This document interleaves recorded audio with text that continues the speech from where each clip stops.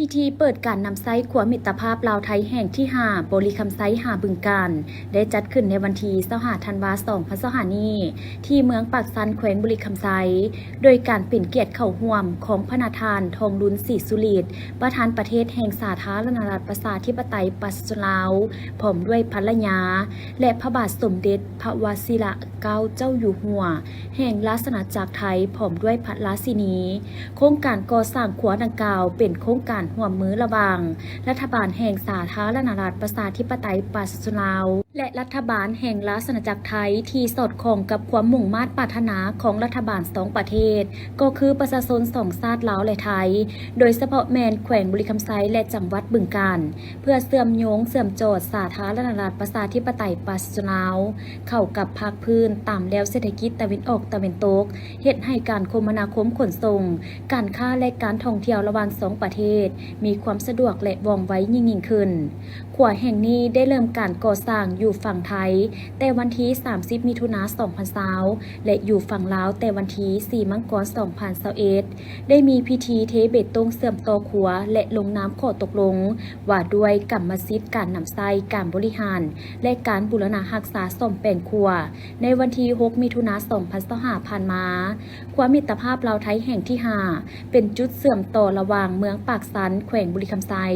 กับอำเภอบึงกาฬที่เสื่อมต่อโดยกงกับทั้งหลวงเลขที่13 ของลาวไปหาทั้งหลวงเลขที่244ของไทยขัวดังกล่าวมีความยาว 1,350 เมตรและได้มีการติดตั้งอุปกรณ์ติดตามสภาพการเปลี่ยนแปลงของโครงสร้างของขัวน้ำอีกโอกาสนี้ท่านสอนไซศรีพันดรนายกรัฐมนตรีของลาวได้ขึ้นรายงานบางตอนสำคัญว่าการก่อสร้างขัวมิตรภาพแห่งนี้เป็นการตอบสนองต่อความมุ่งมา่ปรารถนาและความต้องการของรัฐบาลก็คือประชาชนสองชาติลาวและไทยของพวกเราโดยเฉพาะแม่นแขวงบริคำไซและจังหวัดบึงกาฬเพื่อให้การเชื่อมโยงเชื่อมจอดเข้าหากันตามแนวทางเศรษฐกิจตะวันออกตะวันตกเฮ็ดให้การคมนาคมขนส่งการค้าและการท่องเที่ยวมีความสะดวกว่องไวขึ้นเพื่อนำเอาผลประโยชน์สูงสุดมาสู่ประชาชนสองชาติลาวและไทยผลสำเร็จการก่อสร้างขัวมิตรภาพแห่งนี้บ่เพียงแต่ช่วยส่งเสริมการพัฒนาเศรษฐกิจสังคมในระดับท้องถิ่นและภาคพื้นเท่านั้นแต่ยังเป็นสัญลักษณ์ที่พ้นเด่นของสายพัวพันมิตรภาพและการร่วมมืออันดีงามฐานบ้านไก่เฮือนเคียงระหว่างสาธารณรัฐประชาธิปไตยประชาชนลาวและราชอาณาจักรไทยที่มีมาแต่โดนนานและการเป็นคู่ร่วมยุทธศาสตร์เพื่อการเจริญเติบโตและการพัฒนาแบบยืนยงระหว่างสองประเทศพวกเราผลสำเร็จดังกล่าวยังมีความหมายสำคัญในโอกาสการเฉลิมฉลองครบรอบ75 ปีของการสร้างตั้งสายพัวพันการทูตระหว่างสองประเทศในเดือนธันวาคม2025นี้ในพิธีสำคัญนี้พระนาธานทองลุนศรีสุฤทธิ์ประธานประเทศแห่งสาธารณรัฐประชาธิปไตยปาสลาวและพระบาทสมเด็จพระวชิรเกล้าเจ้าอยู่หัวแห่งราชอาณาจักรไทยได้ให้เกียรติขึ้นกดปุ่มเปิดแผ่นป้ายทีละเนึกและป้ายกรรมสิทธิ์ขัวมิตรภาพลาวไทยแห่งที่5ผลสำเร็จการสร้างขัวดังกล่าวนี้ยังมีความหมายสำคัญในโอกาสเฉลิมฉลองครบรอบ75 ปีของการสร้างตั้งสายพัวพันทั้งการทูตระหว่างสองประเทศลาวไทยในเดือนธันวาคม2025นี้อีกด้วยโอกาสนี้สองประมุขรัฐลาวและไทยก็ได้เยี่ยมชมการวางแสดงรูปภาพและวิดีโอเกี่ยวกับโครงการก่อสร้างขัวมิตรภาพลาวไทยแห่งที่5นี้อีกด้วยรัฐมนตรีกระทรวงโยธาธิการและขนส่งได้รายงานเมื่อบ่ดนมานี้เกี่ยวกับสภาพเส้นทางหลวงแห่งชาติทั้งหลวงท้องถิ่นมีการเปเพนักหน่วงซึ่งได้ค้นคว้าฟื้นฟูกองซ่อมแปลงทางขึ้นใหม่ในขอบเขตทั่วประเทศและสำเร็จการออกข้อตกลงว่าด้วยการจัดตั้งและการเคลื่อนไหวของหน่วยงานซ่อมแปลงเส้นทางหลวงซึ่งจะเป็นนิติกรรมพื้นฐานและเป็นบอนอิงให้แก่การสร้างหน่วยงานซ่อมแปลงอยู่นครหลวงและบรรดาแขวงในขอบเขตทั่วประ ประเทศซึ่งงบประมาณกองทุนทางในปี 2026แม่นได้แบ่งให้แขวงละ 1.5 ตื้อกีบนอกจากนี้รัฐบาลก็ได้ขนครัวและชี้นำให้กระทรวงโยธาธิการและขนส่งจัดตั้งปฏิบัติมีความคืบหน้าคือ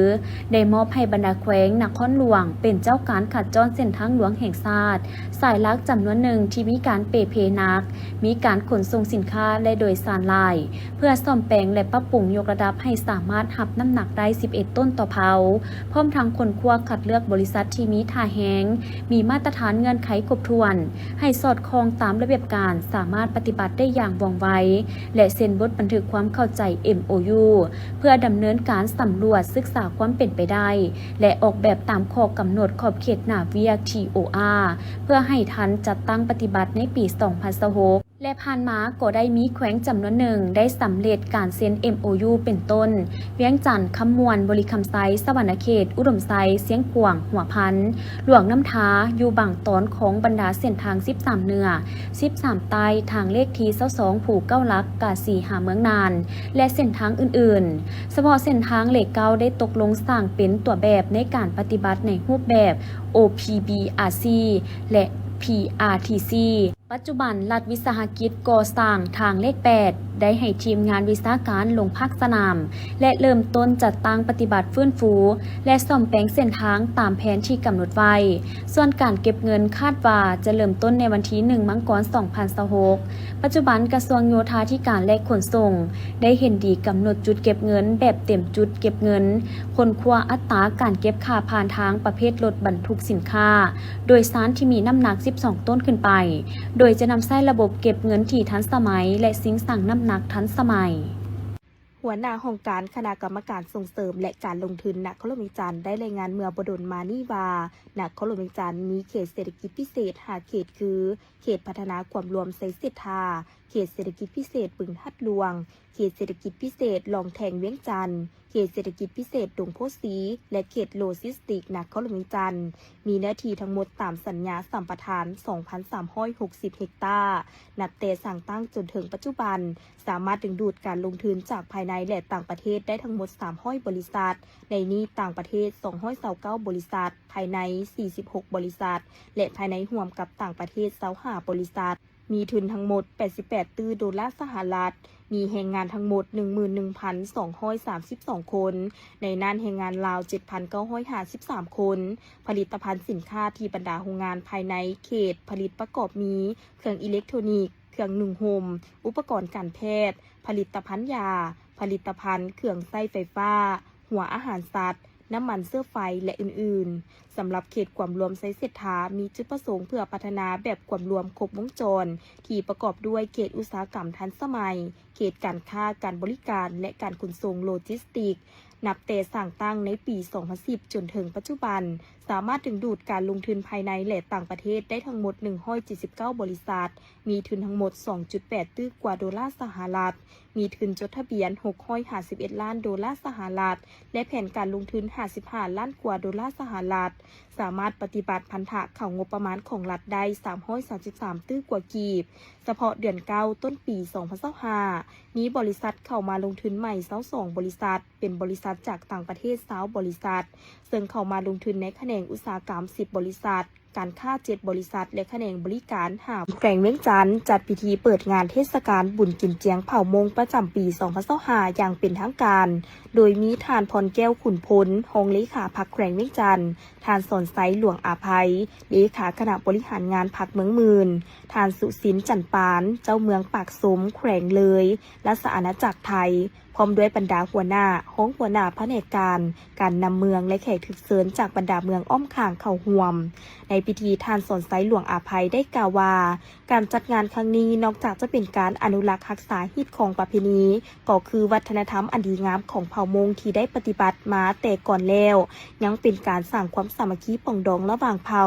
พร้อมนี้ยังเป็นการสร้างกิจกรรมเพื่อกระตุ้นการเศรษฐกิจภายในเมืองให้เข้มแข็งขึ้นตื่นอีกจากนั้นก็ยังได้รับฟังการผ่านประวัติความเป็นมาของงานเทศกาลส่งท้ายปีเก่าและต้อนรับปีใหม่ของเผ่ามงนอเปเจ้าโดยปริญญาเอกจี้ทาวทรงเยอรองประธานคณะกรรมการปกครองเมืองมื่นให้ฮู้ว่าง งานเทศกาลบุญกินเจียงเป็นเทศกาลที่สำคัญที่สุดของเผ่ามงการเฉลิมฉลองส่งท้ายปีเก่าและต้อนรับปีใหม่เป็นการสางปัดเป่าสิ่งที่บ่ดีและความโศกร้ายต่างๆที่เกิดขึ้นในปีเก่าออกไปเพื่อต้อนรับปีใหม่ด้วยความบริสุทธิ์เป็นการสะท้อนให้เป็นเห็นถึงฮิตของประเพณีอันดีงามความเสื่อและวิถีชีวิตของสังคมเผ่ามงในทุกๆปีเมื่อฮอดวันบุญดังกล่าวเผ่ามงแต่ละครอบครัวขาสัตว์หมูไก่บูชาบรรพบุรุษและสิ่งศักดิ์สิทธิ์มาร่วมเฉลิมฉลองและอวยพรให้ครอบครัวมีความสุขบ่เจ็บบ่ไข้และมีโชคลาภในปีใหม่จากนั้นได้รับฟังบทรายงานสภาพรวมของบ้านพลงามโดยย่อว่าบ้านพลงามเป็นบ้านหนึ่งในบ้านเทศบาลเมืองมื่นที่เป็นเจ้าภาพจัดงานเทศกาลบุญกินเจียงมีพลเมือง 3,000 กว่าคนหญิง 1,000 กว่าคนในระยะ1 ปีผ่านมาเศรษฐกิจของบ้านได้รับการขยายตัวอย่างต่อเนื่องเฉลี่ยรายรับต่อหัวคน15 ล้านกว่ากีบต่อคนต่อปีเฉลี่ยข้าวกิน309 กิโลต่อคนต่อปีโอกาสนี้ทานพรแก้วขุนพลได้ตั้งหน้าให้การน้ำแขงขึ้นมีคำเห็นพร้อมทั้งกล่าวอวยพรให้บรรดาการนำเมืองมื่นเจ้ากกเจ้าเหล่าหัวหน้าสิงสาวรวมทั้งพ่อแม่ประชาชนบรรดาเผ่าทั่วเมืองและแขกที่เข้าร่วมในงานให้มีสุขภาพแข็งแรงมีความสุขความเจริญสิ่งที่บ่ดีให้ตกไปน้ำปีเก่าปีใหม่มาฮอดแล้วให้ได้พบพ่อแต่สิ่งดีและเฉลิมฉลองปีใหม่อย่างม่วนซื่นงานเทศกาลบุญกินเจียงเผ่ามงเมืองมื่นประจำปี2025แม้นได้เริ่มแต่วันที่21 ธันวาและจะได้ดำเนินจนไปฮอดวันที่27 ธันวาจึงจะปิดลงภายในงานจะมีหลายกิจกรรมเป็นต้นแมนกีฬาสนงัวยุนหมักคอนยิงหนักเกกตีหมักคางการแสดงศิลปะวรรณคดีและอื่นๆพิธีจัดขึ้นในวันที่24 ธันวาคม 2025ที่ศาลประชาชนภาคกลางโดยการเป็นเกียรติเข้าร่วมของศาสตราจารย์ปริญญาเอกนางเวียงทองศรีพันดรประธานศาลประชาชนสูงสุดมีท่านพันศรีธนวงศ์รักษาการประธานศาลภาคกลางพร้อมด้วยหัวหน้ากรมหัวหน้าห้องการหัวหน้าคณะศาลผู้พิพากษาและพนักงานหลักแหล่งเข้าร่วมท่านพันศรีธนวงศ์ได้รายงานให้รู้ว่าในระยะ1 ปีผ่านมาคณะนำศาลประชาชนภาคกลางได้เอาใจใส่ศึกษาภูมิการเมืองแนวคิดให้พนักงานรัฐกรเป็นปกติซีนำพาและติดตามสุขยุ่งพนักงานรัฐกรเข้าร่วมเสื่อมซึมแนวทางนโยบายมติคำสั่งของพรรคและเอกสารที่สำคัญต่างๆของภาครัฐศาลประชาชนภาคกลางมีพลบทบาทสิทธิอำนาจพิพากษาเป็นขั้นอุทธรณ์และเป็นขั้นลบล้างคดีที่ส่งเข้ามาใน6 แขวงภาคกลางและ16 เขตในบรรดาแขวงภาคกลางและนครหลวงเวียงจันทร์ซึ่งผ่านการเคลื่อนไหวการแก้ไขคดีของแต่ละคณะศาลในระยะนับแต่เดือนมังกรหาเดือนพฤศจิกายน 2025สามารถสรุปได้คือคณะศาลอาญาข้างมา55 เรื่องเข่าใหม่247 เรื่องรวมคดีทั้งหมด302 เรื่องแก้ไขสำเร็จ228 เรื่องคณะศาลแพ่งข้างมา121 เรื่องเข่าใหม่269 เรื่องรวมคดี390 เรื่องแก้ไขสำเร็จ240 เรื่องคณะศาลการค้าข้างมา42 เรื่องเข่าใหม่45 เรื่องรวมคดี87 เรื่องแก้ไขสำเร็จ64 เรื่องคณะศาลครอบครัวข้างมา15 เรื่องเข่าใหม่20 เรื่องรวมคดี35 เรื่องแก้ไขสำเร็จ22 เรื่องคณะศาลแห่งงานข้างมา8 เรื่องเข่าใหม่4 เรื่องรวมคดี12 เรื่องแก้ไขสำเร็จ8 เรื่องคณะศาลเด็กข้างมา1 เรื่องเข่าใหม่5 เรื่องรวมคดีทั้งหมด6 เรื่องแก้ไขสำเร็จ4 เรื่องในโอกาสเดียวกันท่านสากลไสยราชหัวหน้ากลุ่มจัดตั้งพนักงานศาลประชาชนสูงสุดก็ได้ผ่านข้อตกลงฉบับเลขที่1329/สปสส1330/สปสส1331/สปสสลงวันที่19 ธันวาคม 2025ว่าด้วยแต่งตั้งท่านแสงแก้ววิรพลเดชผู้พิพากษาชั้น4ศาลประชาชนภาคกลางเป็นรองประธานศาลประชาชนภาคกลางแต่งตั้งท่านนางพันลิดาพลละสุมผู้พิพากษาชั้น3รักษาการประธานศาลประชาชนเขต1นครหลวงเวียงจันทร์ขึ้นเป็นประธานศาลประชาชนเขต1นครหลวงเวียงจันทร์แต่งตั้งท่านนางพรวิไลพรหมจันทร์ผู้พิพากษาชั้น2หัวหน้าคณะศาลแพ่งศาลประชาชนเขต3นครหลวงเวียงจันทร์เป็นรองประธานศาลประชาชนเขต3นครหลวงเวียงจันทร์โอกาสนี้ศาสตราจารย์ปริญญาเอกนางเวียงทองศรีพันดรก็ได้มอบมติและประดับสั้นให้แก่ผู้ที่ได้รับการแต่งตั้งในครั้งนี้พร้อมทั้งมีคำเห็นโอ้ล้มตื่มอีก พิธีมอบหับใบตาตั้งให้คณะบริหารงานศูนย์กลาง องค์การพุทธศาสนาสัมพันธ์ แห่งสาธารณรัฐประชาธิปไตยปาสลาว ที่ถูกรับรองในกล่องประชุมใหญ่ผู้แทนพระสงฆ์ทั่วประเทศสมัยที่ 9 ของศูนย์กลาง องค์การพุทธศาสนาสัมพันธ์ แห่งสาธารณรัฐประชาธิปไตยปาสลาว จัดขึ้นในวันที่24 ธันวาคม 2025 ที่หอธรรมสภาให้เกียรติมอบโดย พระอาจารย์ใหญ่มหาเวทมเสนัย ประธานศูนย์กลาง องค์การพุทธศาสนาสัมพันธ์ แห่งสาธารณรัฐประชาธิปไตยปาสลาว มีคณะบริหารงานศูนย์กลาง องค์การพุทธศาสนาสัมพันธ์ลาว พระเถระนุเถระผู้ทรงคุณวุฒิและพุทธศาสนิกชนเข้าร่วม คณะบริหารงานศูนย์กลาง องค์การพุทธศาสนาสัมพันธ์สมัยที่ 9 ที่ได้รับใบตาตั้งในครั้งนี้มีทั้งหมด 99 องค์ ในนี้มีคณะกรรมการบริหารงานประจำการ26 องค์ มีคณะประธานศูนย์กลางองค์การพุทธศาสนาสัมพันธ์ลาว 9 องค์ ประกอบมีพระอาจารย์ใหญ่มหาเวทมเสนัย เป็นประธานศูนย์กลางองค์การพุทธศาสนาสัมพันธ์ลาวซี่นำรวม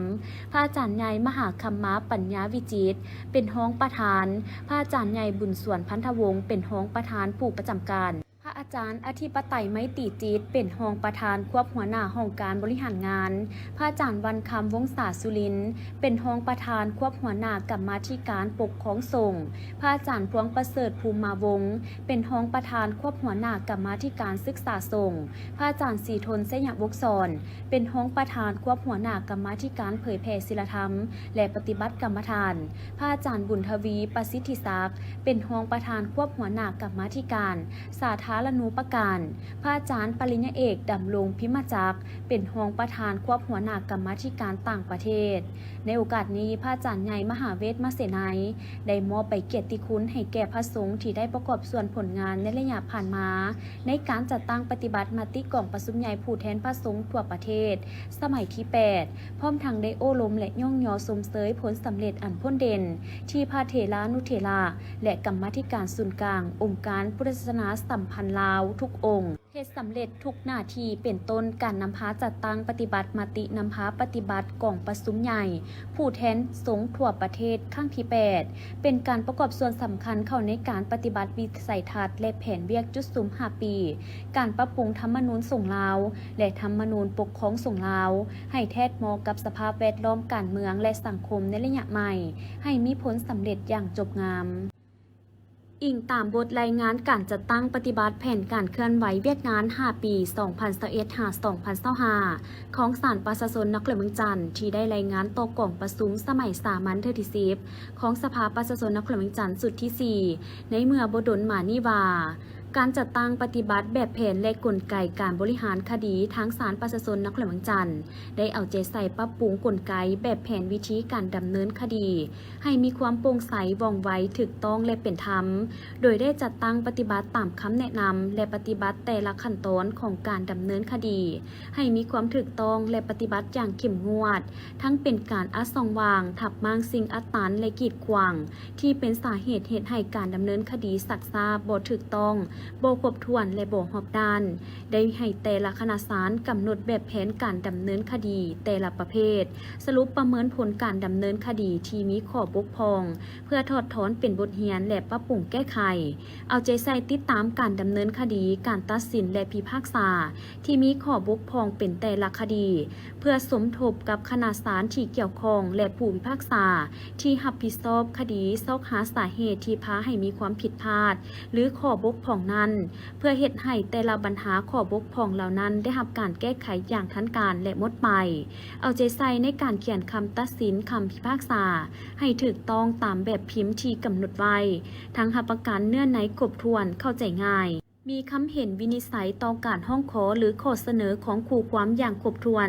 ด้วยเหตุผลทางด้านข้อมูลหลักฐานและกฎหมายได้สร้างกลไกส่งเสริมให้คู่ความประชาชนแขนงการที่เกี่ยวข้องมีส่วนร่วมในการประกอบสนองข้อมูลหลักฐานให้แก่ศาลและให้คู่ความประชาชนสามารถติดตามกวดกาการดำเนินคดีของผู้พิพากษาพร้อมนี้ยังได้จัดตั้งพันขยายมติกล่องประชุมใหญ่ผ ผู้พิพากษาทั่วประเทศให้พนักงานของศาลประชาชนนครหลวงจันทร์ได้รับรู้และเข้าใจอย่างทั่วถึงผ่านการปรับปรุงแบบแผนกลไกการบริหารคดี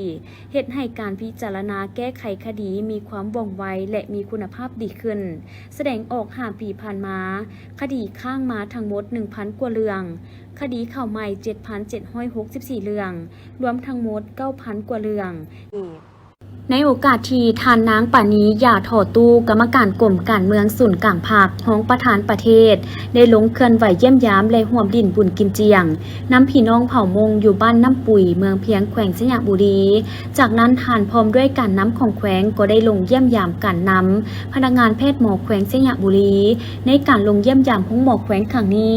ทานห้องประธานประเทศได้รับฟังการรายงานย่อสภาพการจัดตั้งปฏิบัติเวียกงานปิ่นปัวและระยะ12 เดือนจากดร.เพชรสมรสัญญเดชผู้อำนวยการห้องหมอแขวงสยามบุรีห้องหมอแขวงแมนแขนงการหนึ่งที่ขึ้นกับการซี่น้ำของแผนกสาธารณสุขแขวงประกอบมี20หน่วยงานห้องหมอปฏิบัติตาม21ระบบการเฮ็ดเวียกของห้องหมอเซ็น5ระบบบริหารและ16ระบบวิชาการเป็นศูนย์รวมของการปิ่นปัวคนเจ็บขั้นสูงสุดอยู่ภายในแขวงนอกนั้นยังได้บริการคนเจ็บจำนวนหนึ่งจากบรรดาบ้านเมืองของแขวงที่อยู่ใกล้เคียงห้องหมอแขวงได้สั่งตั้งขึ้นและเปิดบริการหับไส้มาแต่ปี 1974 ปัจจุบันประกอบมี160 เตียง20หน่วยงานจำนวนพ้น240 คนหญิง158 คนในนั้นพนักงานราชการ149 คนหญิง106 คนสัญญาแห่งงาน10 คนหญิง4 คนอาสาสมัคร65 คนหญิง52 คนใน12 เดือนปี 2025 นี้มีคนเจ็บมาหับบริการอยู่ห้องหมอทั้งหมด 56,895 เทื่อคนลดลง 8.45 ส่วนห้อยคนเจ็บเขตนอก 43,396 เทื่อคนลดลง 10.91 ส่วนห้อยกว่าสุขภาพทางการแพทย์ออกไปยั่งยืน 746 เทื่อคนเพิ่มขึ้น 5.07 ส่วนห้อยคนเจ็บเข้านอนห้องหมอ 13,499 เทื่อคนเพิ่มขึ้น 0.49 ส่วนห้อยคนเจ็บออกห้องหมอ 13,618 เทื่อคนลดลง 0.26 ส่วนห้อยปิ่นปัวดีออก 1033 เทื่อคนเพิ่มขึ้น 0.43 ส่วนห้อยคนเจ็บฟอกไข้หลัง 3,109 เทื่อคนเพิ่มขึ้น 10.96 ส่วนห้อยส่งต่อปิ่นปัวบอนมีเงินไข282 เทื่อคนลดลง 4.08 ส่วนห้อยจำนวนคนเจ็บตาย131 คนลดลง 6.43 ส่วนห้อยอัตราการตายในห้องหมอ 0.90 ส่วนห้อยลดลง 2.12 ส่วนห้อยผ่าตัดใหญ่647 เทื่อคนลดลง 40.70 ส่วนห้อยผ่าตัดกลาง377 เทื่อคนลดลง 3.33 ส่วนห้อยผ่าตัดตา192 เทื่อคนกวดวิเคราะห์ทั้งหมด 55,864 เทื่อคนลดลง 3.56 ส่วนห้อยกวดเอโก 5,165 เทื่อคนลดลง 1.32 ส่วนห้อยแทกกระแสขึ้นหัวใจ 2,578 เทื่อคนลดลง 7.90 ส่วนห้อยส่องไฟฟ้า 7,722 เทื่อคนเพิ่มขึ้น 13.13 ส่วนห้อยจำนวนแม่มานกวด 4,122 เทื่อคนเพิ่มขึ้น 119.61 ส่วนห้อยจำนวนคนมาเกิดลูก 1,814 คนลดลง 3.51 ส่วนห้อยผ่าตัดเอาลูกออก323 เทื่อคนลดลง 82.83 ส่วนห้อยบริการกวดเด็กดี 5,754 เทื่อคนเพิ่มขึ้น 205.74 ส่วนห้อยบริการวางแผนครอบครัว626 เทื่อคนลดลง 66.76 ส่วนห้อยอันดอกคำในวันที่23 ธันวาผ่านมาเมืองคำแขวงเสียงกวางได้จัดพิธีปิดการแข่งขันกีฬาเฉลิมฉลองบุญกินเจียงปีใหม่เผ่ามงนอเปเจ้าขึ้นที่เดินหน่วยสมาคมพื้นเมืองส่งเสริมกีฬาวรรณคดีพื้นเมืองและอนุรักษ์ฮีตของประเพณีกินเจียงบ้านดอกคำภายใต้การเข้าร่วมเป็นประธานของท่านนางสมพันธ์วิระวงศาประธานแนวราวสร้างชาติเมืองมีท่านสมจิตศรีดาราหัวหน้าห้องการวัฒนธรรมและการท่องเที่ยวเมืองมีท่านสินทวรยาประธานหน่วยสมาคมพื้นเมืองส่งเสริมกีฬาวรรณคดีพื้นเมืองและอนุรักษ์ฮีตของประเพณีกินเจียงบ้านดอกคำพร้อมด้วยภาคส่วนที่เกี่ยวข้องเข้าร่วมในพิธีท่านสมจิตศรีดาราได้ผ่านบทสรุปให้ฮู้ว่าการแข่งขันกีฬาสิงขันหน่วยสมาคมพื้นเมืองส่งเสริมกีฬาวรรณคดีพื้นเมืองและอนุรักษ์ฮีตของประเพณีกินเจียงบ้านดอกคำในครั้งนี้ ก็เพื่อเฉลิมฉลองบุญกินเจียงปีใหม่เผ่ามงหน่อเปเจ้าซึ่งประกอบมี5ประเภทกีฬาเข่าห่วมเส้นงัวซนงัว46คู่กีฬาบานเตะ24ทีมกีฬาเปตัง15ทีมกีฬาหมากคาง8ทีมและกีฬาหนาเกก4ทีมผ่านการแข่งขันมาเป็นเวลา7วันนับแต่วันที่17-23ธันวาคม2025เป็นต้นมาสามารถสรุปการแข่งขันได้หัวซ้นดีแท้งดีทนอันดับที่1หัวทานเสือหัวเหล่าบ้านดอกคำหัวทานบีมัวบ้านดอกคำหัวทานใหญ่จาบ้านหนองใหม่อันดับที่2หัวทานยุงจ่ายาบ้านหนองใหม่หัวทานยาเต่งยาบ้านดุงคำกีฬาบานเตะที่1ทีมสอนไซที่2ทีมโนเนมที่3ทีมผู้สารบวกทีมสมาคมกีฬาเปตังอันดับที่1ทีมโรงเรียนมสดอกคำ A ที่2ทีมโรงเรียนมสดอกคำบีที่3ทีมศึกษาและกีฬาเมืองกีฬาหมากคางอันดับที่1ทีมมงยาที่2ทีมบ้านลาดโนนที่3บ้านบัวและกีฬาหนาเกกอันดับที่1ทีมบ้านหนองใหม่ที่2ทีมบ้านตาดที่3ทีมบ้านลาดโนนโดยเป็นเกียรติขึ้นมอบเงินและรางวัลของคณะประธานให้แก่นักกีฬาแต่ละประเภทในตอนท้ายพิธีทางสมพันธ์วิลาวงศาได้โอล้มก่อนอื่นหมดทานยังได้แสดงความย่องยอสมเสยต่อนักกีฬาแต่ละทีมที่สามารถญาติบ่ได้พร้อมทางเหียกห้องมายังนักกีฬาแต่ละประเภทจงพร้อมการสืบต่อเต้าโฮมความสามัคคีให้นักแน่นและรักษามูลเสื้อพร้อมทางฝึกซ้อมให้ดีเพื่อก้าวเกี่ยมคำนับหับวันสำคัญต่างๆของพรรคของชาติให้เป็นกระบวนการอย่างฟุดฟื้นจัดขึ้นในวันที่22ธันวาคมที่ผ่านมานี้โดยการเข้าร่วมของทานสวรรค์ไซอาไซรักษาการเจ้าเมืองเซโปนทานคุณพระจันทร์สมเพชหัวหน้ากลุ่มบ้านละโกทานโฮวันเติมประธานกรรมการปกครองตาแสงเหืองเลิฟพันตีโยหือกลห้องหัวหน้าการเมืองทหารไซแดนเหืองเลิฟพร้อมด้วยครูอาจารย์พ่อแม่ประชาชนภายในบ้านดังกล่าวเข้าร่วม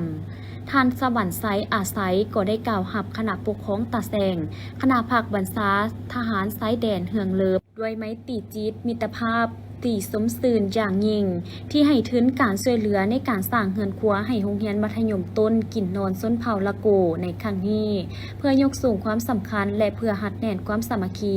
ที่มีมูลเสื้ออันยาวนานระหว่างสองผู้นำผักลาดก็คือสองชาติเว้ารวมว่าเฉพาะระหว่างกลุ่มละโกกับตาแสงเฮืองเลิฟเพื่อหัดแน่นสายผัวพันความสามัคคีอันบริสุทธิ์พุทธพองที่หาได้ยากกลายเป็นมรดกอันล้ำค่าของสองชาติซึ่งประธานโฮจิมินห์และประธานไก่สอนพรหมวิหารได้ยืนยันว่าการพัวพันแบบพิเศษที่สืบเนื่องมาจากหุ่นเสื้อแห่งความสามัคคีช่วยเหลือห่วมมือที่มีมาแต่ดนนานและสืบต่อห่วมมือกันอย่างหอบด้านให้มีความเจริญงอกงามยิ่งขึ้นไปนอกจากนี้แล้วเพิ่นยังช่วยเหลือครอบครัวนางปุงมณีในการปลุกเฮือนให้พอเป็นครอบครัวทุกยากอยู่บ้านอาเวียนเมืองเซโปนแขวงสวรรณเขตและรวมมูลค่าทั้งหมดทั้ง2โครงการแมน350ล้านดงในวันที่25ธันวาคม2025คณะกรรมการอภัยโทษแขวงไซสมบูรณ์ได้จัดพิธีประกาศการอภัยโทษแก่นักโทษที่มีความก้าวหน้าเนื่องในโอกาสบรรษา2ธันวาคม2025ครบรอบ50ปีที่ค่ายคุ้มขังรัฐสร้างกองบัญชาการป้องกันความสงบแขวงผาแดงโดยการเป็นประธานของทานแดงปทุมทองประธานสภาประชาชนแขวงประธานคณะกรรมการอภัยโทษแขวงไซสมบูรณ์พร้อมด้วยบรรดาอนุกรรมการอภัยโทษขั้นแขวงผู้รับผิดชอบและนักโทษตลอดทอดภาคส่วนที่เกี่ยวข้องเข้าร่วมในพิธีท่านจุนดาคำบุญมีหัวหน้าองค์การอัยการประชาชนแขวงได้ขึ้นพานบทสรุปตีราคาโดยย่อเกี่ยวกับการจัดตั้งปฏิบัติเวียกงานอภัยโทษประจำปี2025ซึ่งภายหลังที่คณะกรรมการอภัยโทษแขวงได้ชี้นำและมอบเวียกกองเลขาก็ได้ค้นคว้าคัดเลือกสั่งรวมเอารายชื่อนักโทษผู้ที่มีเงื่อนไขอภัยโทษประจำปี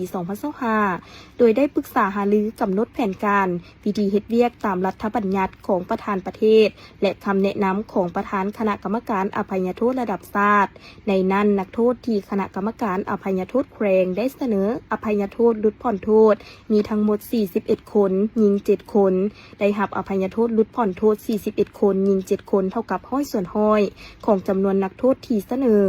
นักโทษที่เสนออภัยโทษปล่อยตัวมีทั้งหมด18คนหญิง4คนได้รับการอภัยโทษปล่อยตัว18คนหญิง4คนเท่ากับห้อยส่วนห้อยซึ่งการอภัยโทษแก่นักโทษในครั้งนี้แม้นเป็นการจัดตั้งผันขยายแนวทางมนุษยธรรมของพรรคและนโยบายของรัฐพร้อมนี้ยังมีการปฏิบัติสิทธิข ของประธานประเทศในการตกลงแก้ไขปัญหาการให้อภัยโทษต่อนักโทษผู้ที่มีความก้าวหน้าตั้งหน้าในการฝึกฝนล่อหลอมตนเองรู้สึกกินแหน่งแข้งใจต่อการกระทำผิดของตนเองในการกระทำที่ผ่านมาและมีการหันเปลี่ยนแนวคิดเกี่ยมพร้อมกลับกลายมาเป็นพลเมืองดีเพื่อออกมาประกอบส่วนเข้าในการสร้างสรรค์และพัฒนาประเทศชาติต่อไป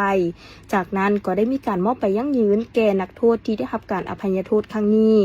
โอกาสนี้ท่านแดงปทุมทองได้มีคำเห็นต่อผู้ที่ได้รับอภัยโทษปล่อยตัวในครั้งนี้ให้หลีกเลี่ยงแนวคิดอคติต่อการจัดตั้งพรรคส่วนที่ดำเนินคดีและภายหลังกลับไปอยู่นำครอบครัวแล้วให้ปฏิบัติตัวเป็นพลเมืองดีประกอบอาชีพทำมาหากินด้วยความถูกต้องสุจริตหลีกเลี่ยงการกระทำผิดต่อกฎหมายบ้านเมืองอีกนอกนี้ท่านยังเน้นหนักให้นักโทษผู้ที่ยังปฏิบัติโทษอยู่ค่ายคุมขังดัดสร้างสืบต่อปฏิบัติกฎระเบียบของค่ายคุมขังดัดสร้างให้เข้มงวดตั้งใจฝึกซ้อมวิชาชีพเพื่อให้ตนเองมีฝีมือแห่งงานเคียงคู่กับการปรับเปลี่ยนทัศนคติอันบ่ดีของตนตั้งหน้าฝึกฝนล่อหลอมตนเองให้กลายเป็นนักโทษผู้ที่มีความก้าวหน้า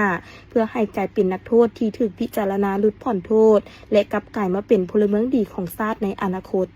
พิธีจัดขึ้นในวันที่25ธันวาคม2025ที่นครหลวงเมืองจันทร์โดยการเป็นประธานของปริญญาเอกศิลวงศ์ขุดไพฑูรย์กรรมการกรมการเมืองศูนย์กลางภาคประธานศูนย์กลางแนวลาวสร้างชาติพร้อมด้วยพนักงานบำนาญอดีตการนำและพนักงานลักแรงเข้าร่วมการประดับเรียนในครั้งนี้ก็เพื่อแสดงความรู้บุญคุณต่อการนำอดีตการนำและพนักงานสมาชิกพรรคในปัจจุบันที่มีผลงานมีคุณงามความดีต่อการปฏิบัติต่อชาติและต่อประชาชนลาวบรรดาเผ่าพร้อมทั้งระลึกถึง50 ปีวันมหาไสสนะจิตวิญญาณแห่งการปฏิวัติศาสตร์ประชาธิปไตยและนึกถึงผลงานและการเสียสละอันยิ่งใหญ่ของประธานไก่สอนพรหมวิหารประธานสุภานุวงศ์บรรดาผู้นำนักปฏิบัติวิลชนสมาชิกพรรคพนักงานตลอดฮอดประชาชนลาวบรรดาเผ่าที่ได้อุทิศให้แก่ภารกิจต่อสู้กู้ชาติอย่างพิละอาจหาญ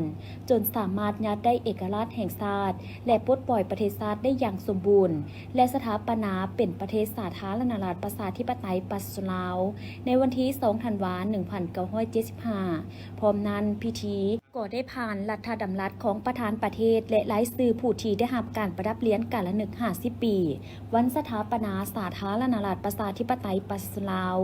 จากนั้นปริญญาเอกศิลวงศ์ขุดไพฑูรย์ได้ให้เกียรติประดับเลี้ยงแก่บรรดาทานที่ได้รับในครั้งนี้อย่างสมเกียรติ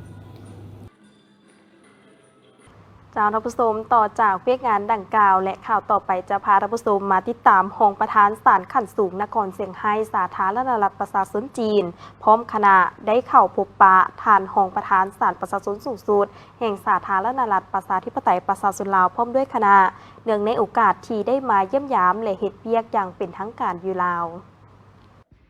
วันที่26ธันวาคม2025ที่ศาลประชาชนสูงสุดแห่งสาธารณรัฐประชาธิปไตยประชาชนลาวท่านนางสาวเจียห้องประธานศาลขั้นสูงนครเซี่ยงไฮ้สาธารณรัฐประชาชนจีนพร้อมคณะได้เข้าพบปะท่านขุนสุวรรณสุธรรมวงศ์ห้องประธานศาลประชาชนสูงสุดแห่งสาธารณรัฐประชาธิปไตยประชาชนลาวพร้อมด้วยคณะเนื่องในโอกาสที่ได้มาเยี่ยมยามและเฮ็ดเวียกอย่างเป็นทางการอยู่สาธารณรัฐประชาธิปไตยประชาชนลาวโอกาสนี้ท่านขุนสุวรรณสุธรรมวงศ์ได้ตีราคาสูงต่อการมาเคลื่อนไหวเยี่ยมยามของท่านนางสาวเจียพร้อมด้วยคณะซึ่งถือเป็นขีดหมายที่สำคัญในการเพิ่มพูนคูณสร้างสายพัวพันและการหัวมือระหว่างองค์การตุลาการของสองประเทศลาวจีนลาวที่มีมาแต่ยาวนานให้มีบาดก้าวขยายตัวลึกซึ้งและนักแน่นขึ้นกว่าเก่าลาวและจีนถือเป็นประเทศบ้านใกล้เฮือนเคียงเป็นคู่ร่วมยุทธศาสตร์รอบด้านมั่นคงและยาวนานตามทฤษฎีดีคือเป็นบ้านใกล้เฮือนเคียงที่ดีเป็นเพื่อนมิตรที่ดีเป็นสหายที่ดีและคู่ร่วมมือที่ดีสำหรับเมืองแซธานีแม่นประกอบมี5ตาแสงคือตาแสงสร้างมีไซตาแสงศรีวิไลตาแสงหัวเสียงตาแสงถางอนและตาแสงดงบังมาฮอดปัจจุบันได้มีความพร้อมรอบด้านที่จะประกาศสั่งตั้งตาแสงสร้างมีไซขึ้นอย่างเป็นทางการในไวๆนี้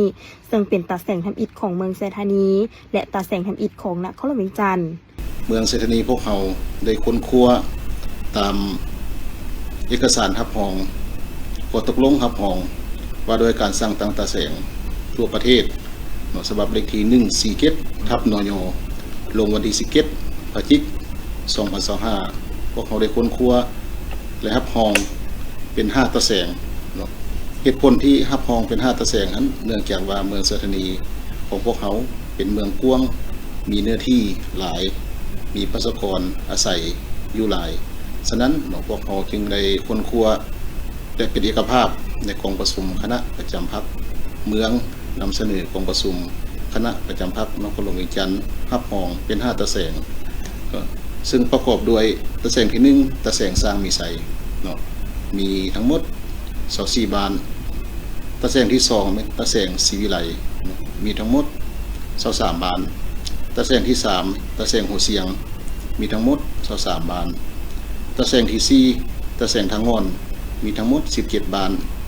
และตะแสงที่5เป็นตะแสงดงบังมีรวมทั้งหมดมี17 บานเกี่ยวกับการกระเจียมหอบด้านบรรดาตะแสงดังกล่าวนี้โดยเฉพาะในด้านบุคลากรเห็นพวกเขาได้มีการหากระเจียมและได้ค้นคว้าผ่านกองประชุมคณะประจำพรรคเมืองและนำเสนอคณะประจำพรรคนครหลวงเวียงจันทร์ตกลงฮับฮองเอาโดยพื้นฐานแล้วเกี่ยวกับบุคลากรทางด้านเนื้อในเห็นพวกเขาได้กระเจียมบรรดาข้อตกลงต่างๆและบรรดานิติกรรมต่างๆที่รับใช้การเคลื่อนไหวของตะแสงเป็นต้นพวกเขาได้ฮับฮองข้อตกลงแต่งตั้งคณะรับผิดชอบสร้างตั้งตะแสงทั่วเมืองขึ้นแต่บรรดาข้อตกลงมันได้กำหนดภารบทบาทกำหนดบรรดาหน้าเวียกที่จะเอามาขึ้นมาบริการอยู่ตะแสงเนาะซึ่งว่าแต่ละตะแสงนั้นบรรดาหน้าเวียกมีลักษณะต่างกันเนาะพวกเขาจะอิงใส่ตามเงื่อนไขและจุดพิเศษของแต่ละตะแสงเนาะอันนี้เป็นสภาพรวมของการกระเจียมการสร้างตั้งตะแสงอันทั่วเมืองเสถานีของพวกเขาปัญหาที่2ข้าพเจ้าอยากลงลึกเฉพาะการหากระเจียมหอบด้านในการสร้างตั้งตะแสงสร้างมีไสเนาะซึ่งว่าเป็นตะแสงทำอิฐของนครหลวงเวียงจันทร์ที่จะสร้างตั้งขึ้นเนาะซึ่งว่าตะแสงสร้างมีไสเป็นความเอา24 บานเนาะพลเมืองทั้งหมดมี38,000 กับ6 คนเนาะในนั้นเนาะพลเมืองส่วนใหญ่เป็นชาวเกษตรกรชาวให้ชาวนาเนาะเป็นส่วนใหญ่กลุ่มเป็นส่วนใหญ่เฉพาะตะแสงสร้างมีไซมี24 บ้านขึ้นกับมีเนื้อที่300,000 กว่ากิโลต่อเมตรมี504 หน่วยมี 6,481 ครอบครัวและมีพลเมืองทั้งหมด 38,006 คนสำนักงานตั้งอยู่บ้านนางุ้มใหม่ส่วนด้านบุคลากรได้แต่งตั้งและประกาศประธานรองประธานและพนักงานส่วยเวียกจำนวนหนึ่งปัจจุบันบรรดาทานที่ถูกแต่งตั้งได้ไปประจำการและเฮ็ดเวียกเป็นปกติอยู่สำนักงานตะแสงและเฉพาะการกระเจียมหอบด้านนี้ทางด้านบุคลากรพวกเขาได้มีการแต่งตั้งคณะรับผิดชอบเฉพาะในการค้นคว้าการสร้างตั้งตะแสงสร้างมีไสขึ้นนอกนั้นพวกเขาก็ได้กำหนดออกข้อตกลงกำหนดภารบทบาทของตะแสงสร้างมีไสได้ออกข้อตกลงกำหนดบุคลากรโดยเฉพาะประธานตะแสง